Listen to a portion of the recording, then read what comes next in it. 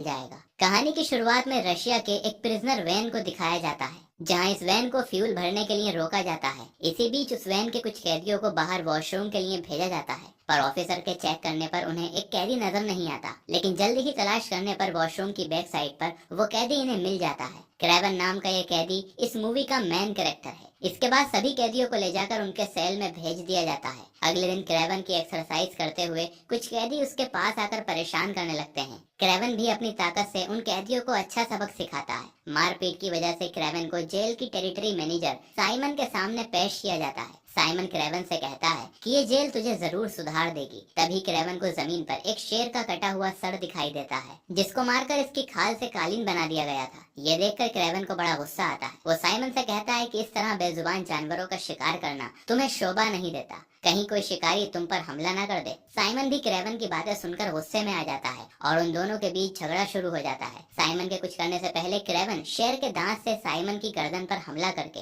उसे मार देता है और बहुत तेजी से सारे ऑफिसर से बचते हुए जेल की छत पर कूदकर वहां से भाग निकलता है। क्रेवन का एक दोस्त उसकी भागने में मदद करने के लिए एक प्लेन लेकर आता है और बड़ी ही आसानी से क्रेवन पुलिस की कैद से आजाद हो जाता है। दरअसल क्रेवन सिर्फ साइमन को मारने के मकसद से ही एक कैदी का रूप लेकर जेल में आया था। अब से 12 साल पहले क्रेवन और उसका भाई डिमिट्री एक स्कूल में पढ़ते थे, जहां एक दिन उनके फादर निकोलाई उन दोनों को स्कूल से पिक करने आते हैं और सीधा न्यूयॉर्क लेकर जाने लगते हैं। रास्ते में निकोलाई क्रेवन और डिमिट्री को बताते हैं कि उनकी मदर अब इस दुनिया में नहीं रही हैं। क्रेवन की मेंटली स्टेट पहले से ही कुछ खराब होती है, इसीलिए अब अपनी माँ की मौत के बारे में सुनकर क्रेवन गुस्से में अपने पिता से कहता है कि अगर आप बिजनेस से ज्यादा फैमिली पर ध्यान देते तो ऐसा कुछ नहीं होता। ये सुनकर निकोलाई कहता है कि मौत को कोई भी रोक नहीं सकता। निकोलाई एक बहुत कामयाब शिकारी होता है और आज वो अपने बच्चों को भी शिकार पर लेकर जा रहा होता है। इसके बाद कैलिप्सो नाम की एक लड़की दिखाई जाती है, जिसकी नानी एक टैरो कार्ड रीडर होती है। इसीलिए कैलिप्सो भी अपनी नानी की तरह बनना चाहती है। कैलिप्सो की नानी उसे एक पुराना नुस्खा देती है, जो पीढ़ी दर पीढ़ी आगे दिया जाता रहा था। इस नुस्खे से कितना भी गहरा जख्म भरा जा सकता था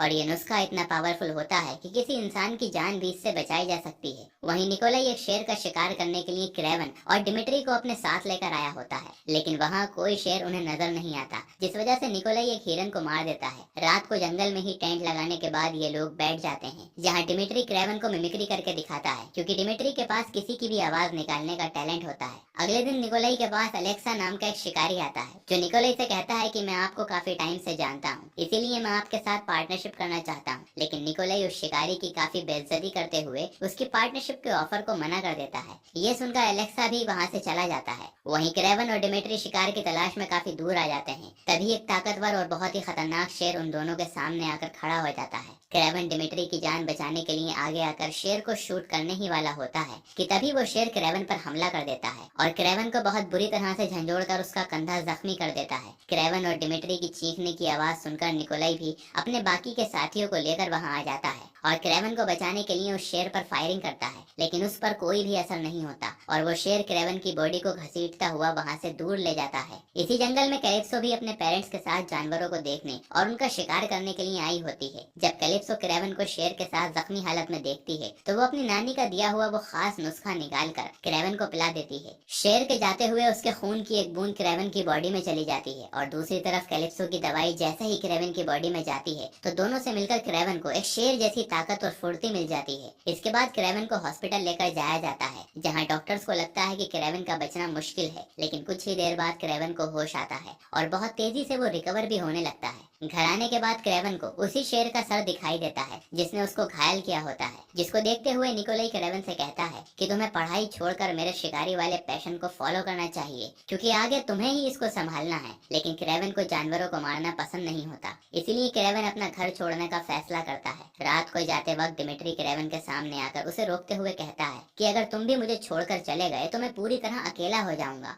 मॉम भी हमसे दूर हो चुकी हैं, पिता भी मुझसे प्यार नहीं करते हैं और मेरी इज्जत भी नहीं करते, सिर्फ तुम ही मेरे सबसे करीब हो। लेकिन ये सब सुनकर भी क्रेवन को कोई फर्क नहीं पड़ता और डिमिट्री को समझाते हुए कहता है कि अगर मैं यहाँ से नहीं गया तो फादर मुझे भी अपनी तरह शिकारी बना देंगे। ये कहकर क्रेवन शिप में बैठकर रशिया की तरफ निकल जाता है। बीच रास्ते में क्रेवन के सामने बहुत सारे बैल आ जाते हैं, जो तेजी से भागते हुए उसकी तरफ आ रहे थे, लेकिन उनमें से एक बैल क्रेवन को बाकी बैल से प्रोटेक्ट करने के लिए उसके सामने आकर खड़ा हो जाता है, क्योंकि उस बिसन बैल को क्रेवन की आंखों में एक राजा नजर आ रहा होता है। क्रेवन उस बैल की वजह से बचकर ठीक तरह अपने उसी घर में आ आता है जहाँ उसकी माँ उसके और डिमिट्री के साथ मिलकर वक्त गुजारा करती थी। अपनी माँ और भाई की मेमोरीज के साथ क्रेवन इसी घर में अब रहने का फैसला कर लेता है। रात में भूख लगने पर क्रेवन जंगल में शिकार के लिए जाता है, जहाँ क्रेवन की ताकत और फुर्ती बिल्कुल शेर की तरह बन जाती है। वो तेजी से भाग रहा था, बिल्कुल शेर की तरह, जो सिर्फ उस नुस्खे और शेर के खून की वजह से हो रहा होता है। तभी क्रेवन को एक गोली चलने की आवाज आती है। क्रेवन पेड़ पर चढ़कर देखता है तो उसे दूर से कुछ शिकारी बाइसन बैल को शूट करते हुए नजर आते हैं। ये देखकर क्रेवन तेजी से बैल को बचाने के लिए जाता है, लेकिन तब तक काफी सारे बाइसन्स मर चुके होते हैं और उनके सींग भी काट लिए गए थे। क्रेवन को यह देखकर बहुत गुस्सा आता है। वो उन शिकारियों को वहां से जाने के लिए कहता है, लेकिन वो शिकारी वहां से जाने के बजाय हंसने लगते हैं और क्रेवन उन दोनों को मार देता है। अब उस घर और जंगल में क्रेवन को रहते हुए 12 साल गुजर चुके होते हैं। ये जंगल और यहाँ के जानवर ही अब उसका परिवार थे। तभी अचानक एक दिन क्रेवन को सोते हुए कुछ शिकारियों की आवाजें सुनाई देती हैं। क्रेवन तेजी से भागते हुए इन शिकारियों को रोकने के लिए जाता है, जहाँ वो देखता है कि वो शिकारी बाइसन्स के सींग लेकर जा रहे होते हैं। क्रेवन उन्हें रोकने की कोशिश करता है, लेकिन वो नहीं रुकते और गाड़ी स्टार्ट करके आगे बढ़ जाते हैं। लेकिन क्रेवन भी गाड़ी पर चढ़कर सबको मारने लगता है और बड़ी बेरहमी से सबको मार भी देता है। लेकिन उन शिकारियों में से एक बंदा छुपकर वहाँ से भाग जाता है और अपने ठिकाने पर पहुंच जाता है, लेकिन क्रेवन वहाँ पहले से मौजूद होता है। क्रेवन उस शिकारी से कहता है कि तेरे ग्रुप में तेरी कोई इज्जत नहीं है, तेरे लीडर ने तो तेरा नाम ग्रुप की नोटबुक में भी नहीं लिखा है। लेकिन तभी अचानक आगे पढ़ते हुए उसका नाम मिल जाता है, जिसके नाम के आगे हंटर लिखा होता है। ये पढ़ते ही क्रेवन उसे मार देता है। इन हंटर्स का ग्रुप ही अब क्रेवन का मकसद होता है, जिन्हें मारकर वो सभी जानवरों को बचाना चाहता है। वहीं दूसरी तरफ आज कैलिप्सो की मदर की डेथ हो जाती है। अपनी माँ को खोने के बाद कैलिप्सो बहुत उदास होती है। क्रेवन भी कैलिप्सो से मिलने आता है और उसे एक कार्ड और बोतल देता है और साथ ही कैलिप्सो को उस घटना की भी याद दिलाता है जब कैलिप्सो ने क्रेवन की जान बचाई थी। क्रेवन को जिंदा देखकर कैलिप्सो को बहुत खुशी होती है। कैलिप्सो को इसके साथ ही ये भी पता चलता है कि क्रेवन के पास जंगली शिकारियों की एक लंबी लिस्ट है। ये सब वही शिकारी होते हैं जो जानवरों के नाखून, सींग, स्किन, इन सब चीजों को बेचकर पैसा कमा रहे होते हैं। कैलिप्सो भी क्रेवन के इस मिशन में उसका साथ देने के लिए कहती है। इसके बाद अलेक्सा को दिखाया जाता है, जो इस सब में सबसे मेन विलन होता है। अलेक्सा के बाकी शिकारी साथी आकर उसे बताते हैं कि क्रेवन नाम का एक आदमी हमें मारना चाहता है। ये सुनकर अलेक्सा एक पुरानी गैंग के पास जाता है और कहता है कि क्रेवन ने तुम्हारे बॉस को तो मार दिया है, इसीलिए मैं तुम्हारे बिजनेस को टेक ओवर करना चाहता हूँ। जिनमें से कुछ लोग अलेक्सा के साथ हो जाते हैं, लेकिन कुछ लोग उसका साथ देने से मना कर देते हैं। जो लोग अलेक्सा को मना करते हैं वो उन्हें मारने के लिए अपने असली रूप में आता है, क्योंकि अलेक्सा की बॉडी में एक केमिकल ट्यूब लगी हुई होती है जिससे वो अपने इंसानी रूप में रहता है। लेकिन उन ट्यूब्स को निकालते ही ये अलेक्सा एक राइनो में बदल जाता है। अलेक्सा का यह असली और खूंखार रूप देखकर सभी मना करने वाले लोग डरकर हाँ कर देते हैं। इसके बाद डिमिट्री के बर्थडे पर एक पार्टी रखी जाती है। डिमिट्री पार्टी में ही सॉन्ग गा रहा होता है, लेकिन तभी कुछ गुंडे वहां आकर अटैक कर देते हैं, जिससे डरते हुए डिमिट्री भी एक टेबल के नीचे छुप जाता है। ये सब निकोलाई भी देख रहा होता है। डिमिट्री को छुपते हुए देखकर वो बहुत ज्यादा डिमिट्री पर गुस्सा करता है। निकोलाई डिमिट्री से कहता है कि तुम अपनी जान नहीं बचा सकते तो मेरी हिफाजत कैसे करोगे। वहीं दूसरी तरफ प्रिजन जेल में अचानक एक गुंडा आ जाता है, जिसके पास हिप्नोटाइज करने की पावर होती है, जिसकी वजह से वो किसी को भी रोककर उसे मारने की ताकत रखता है। दरअसल क्रेवन को मारना ही उस आदमी का असली मकसद होता है। उसी दिन क्रेवन जंगल से निकलकर डिमिट्री को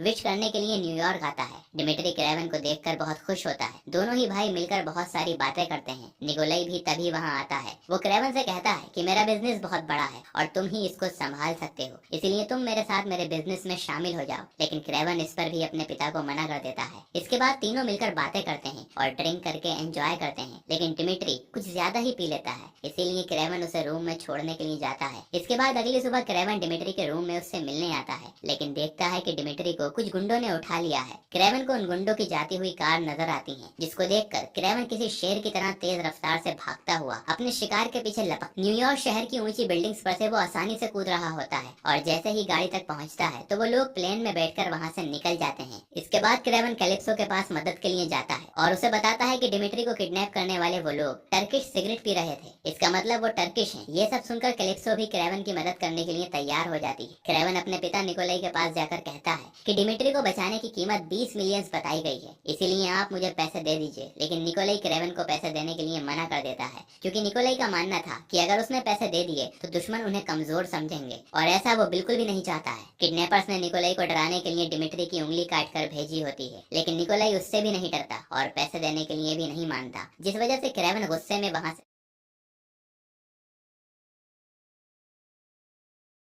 क्रेवन उस लोकेशन पर पहुंचकर एक एक करके काफी सारे आदमियों को मार देता है और खूब लड़ाई करने के बाद आखिर में उस टर्किश बंदे तक पहुंच जाता है, जिसको पकड़कर क्रेवन उससे अपने भाई डिमिट्री के बारे में पूछता है। तब वो टर्किश बंदा क्रेवन को बताता है कि तुम्हारा भाई डिमिट्री एलेक्सा के पास, अगर तुमने उसे जल्दी नहीं बचाया तो वो उसे मार देगा। वहीं दूसरी तरफ एलेक्सा डिमिट्री से बहुत नरमी से पेश आ रहा होता है और कहता है कि मुझे पता है तुम्हारे फादर तुम्हारी बिल्कुल भी इज्जत नहीं करते हैं और मैं तुम्हारे पिता और भाई को मारने वाला हूँ। अगर तुम मेरे साथ हाथ मिलाओगे तो मैं तुम्हें एक ऐसी ताकत दूंगा जो तुम हमेशा से चाहते हो। पावर का नाम सुनकर डिमिट्री शांत हो जाता है। वहीं क्रेवन एलेक्सा को मारने के लिए अपनी पूरी तैयारी में लगा होता है। कैलिप्सो भी इसमें उसका साथ देती है। वो दोनों ही क्रेवन के जंगल वाले घर में होते हैं और एक बटन प्रेस करते ही उनके सामने क्रेवन के बनाए हुए काफी अजीब और खतरनाक हथियार आ जाते हैं। उन हथियारों को देखकर कैलिप्सो काफी हैरान होती है और एक धनुष बाण को देखकर कहती है कि इसको तो मैं भी बहुत आसानी से चला सकती हूँ। पर यह सुनकर क्रेवन हंसने लगता है और मजाक करते हुए कहता है कि जब जंग हो तो तुम साइड में ही रहना, क्योंकि उन सब का मुकाबला करना तुम्हारे बस की बात नहीं है। वहीं डिमिट्री एलेक्सा के पूछने पर क्रेवन की जंगल की सीक्रेट जगह बता देता है, जिसके बाद एलेक्सा अपने आदमियों के साथ क्रेवन को मारने के लिए निकल जाता है और क्रेवन के पास जाकर उस पर हमला कर देता है। इन लोगों की तादाद बहुत ज्यादा होती है, लेकिन क्रेवन अकेला होने पर भी उन सबका डटकर सामना करता है। क्रेवन के लिए जंगल ही उसका घर और जानवर उसके दोस्त थे। जब क्रेवन दुश्मनों से मुकाबला कर रहा होता है तब कुछ जानवर क्रेवन को बचाने के लिए वहाँ आते हैं और क्रेवन के साथ मिलकर सभी दुश्मनों को सबक सिखाते हैं। लेकिन तभी अचानक क्रिस्टोफर वहाँ आता है, जो क्रेवन को हिप्नोटाइज करने की कोशिश करता है और क्रेवन को बुरी तरह मारने लगता है। वो क्रेवन को मारने ही वाला होता है कि तभी कैलिप्सो वहाँ आ जाती है और एक तीर सीधा क्रिस्टोफर के सर में मारती है और वो वहीं पर ढेर हो जाता है। वहीं दूसरी तरफ एलेक्सा को लगता है कि अब तक उसके आदमियों ने क्रेवन को मार दिया होगा। इस बात पर वो बहुत खुश होता है, लेकिन तभी उसकी खुशी खत्म हो जाती है। जंगल में जाते वक्त वो देखता है कि बाइसंस का एक बड़ा ग्रुप उनकी कार्स की तरफ भागते हुए आ रहा है। ये सभी बैल मिलकर उनकी कार्स को टक्कर मारना शुरू कर देते हैं, लेकिन बाइसंस के अपनी कार के पास आकर टक्कर मारने से पहले ही एलेक्सा अपनी ट्यूब्स खोलकर एक राइनो में बदल जाता है और तभी वहाँ क्रेवन भी आ जाता है, जहाँ क्रेवन एलेक्सा को मारने के लिए अपनी पावर और काफी सारे हथियार यूज करता है। लेकिन इन सब का एलेक्सा पर कोई असर नहीं होता, क्योंकि एलेक्सा की बॉडी बहुत ज्यादा मोटी और एक राइनो में बदल चुकी होती है, जिसके सामने क्रेवन की सारी शक्ति और हथियार बेजान हो गए थे। लेकिन क्रेवन तब भी हार नहीं मानता